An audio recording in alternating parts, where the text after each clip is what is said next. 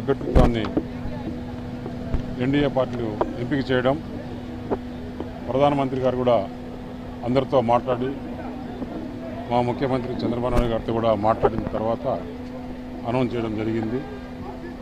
చూస్తే ఒక సైడు సంతోషం, ఎందుకంటే భారతదేశంలో సెకండ్ ప్రోటోకాల్గా కాన్స్టిట్యూషనల్ పోస్టు చాలా అరుదు మన ఆంధ్రప్రదేశ్కి రావడం. రాష్ట్రపతికి సపోర్ట్ చేయని పార్టీలు కూడా ఈరోజు ముందుకు వచ్చి శరద్ పవార్ లాంటి వాళ్ళు కూడా మేము సపోర్ట్ చేస్తామని చెప్పడం కూడా నిజంగా సంతోషకరం. ఇంకా చాలామంది కూడా రేపు నామినేషన్ వేసిన తర్వాత వెంకయ్య గారికి పూర్తి మద్దతు వస్తుంది.